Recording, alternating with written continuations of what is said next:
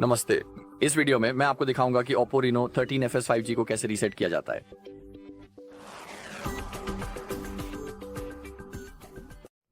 ठीक है, तो चलिए शुरू करते हैं। तो शुरुआत में मैं आपको बताऊंगा कि इस फोन को रीसेट करने के दो तरीके हैं और मैं आपको दोनों तरीके दिखाऊंगा। तो पहला तरीका जिसे तब सुझाया जाता है जब हमारे पास फोन का एक्सेस हो, वो है सेटिंग्स के जरिए। तो चलिए इसे खोलते हैं।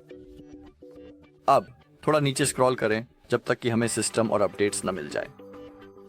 अब बैकअप और रीसेट पर क्लिक करें और अब रीसेट फोन पर क्लिक करें। यहाँ पर आप नेटवर्क और लोकल सेटिंग्स को भी रीसेट कर सकते हैं या आप सभी सेटिंग्स को रीसेट कर सकते हैं जिसमें नेटवर्क सेटिंग्स भी शामिल हैं।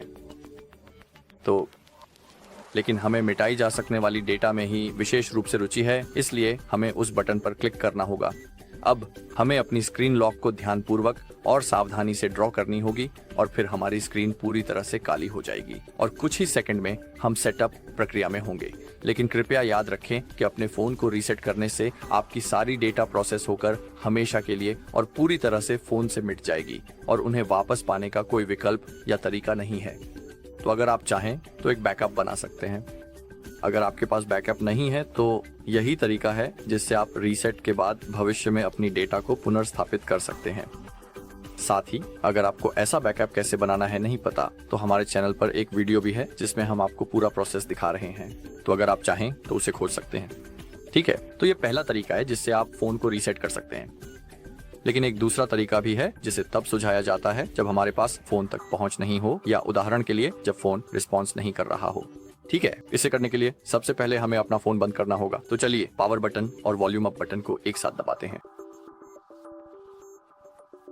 बस इसी तरह। अब इस सफेद बॉल को पावर ऑफ वाले आइकन पर बस खींचें और फिर छोड़ दें।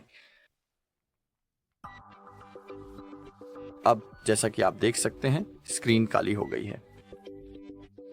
और अब रिकवरी मोड में जाने के लिए, क्योंकि हम उसी मोड के जरिए रीसेट करने वाले हैं, हमें पावर बटन और वॉल्यूम डाउन बटन को एक साथ तब तक दबाए रखना है जब तक ओप्पो का लोगो न दिख जाए। फिर हम अपनी उंगलियां छोड़ सकते हैं। तो अब दबाए रखें।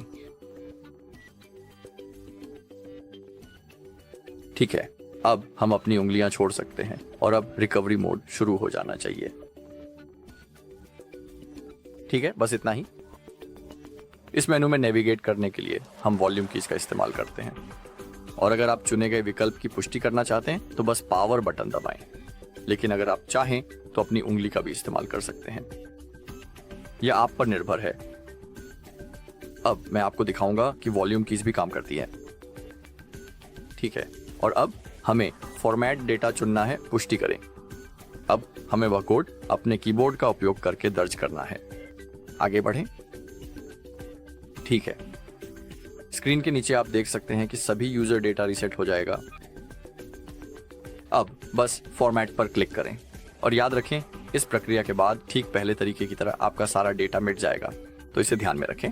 ठीक है, अब ओके पर क्लिक करें और अब बस कुछ ही सेकंड में, थोड़ी ही देर में आपका फोन अपने आप चालू हो जाएगा और उसके बाद आपको अपना फोन सेटअप करना होगा। ठीक है, तो इस वीडियो में इतना ही। देखने के लिए धन्यवाद। अगर ये वीडियो मददगार लगी हो तो कृपया लाइक, कमेंट और सब्सक्राइब करें।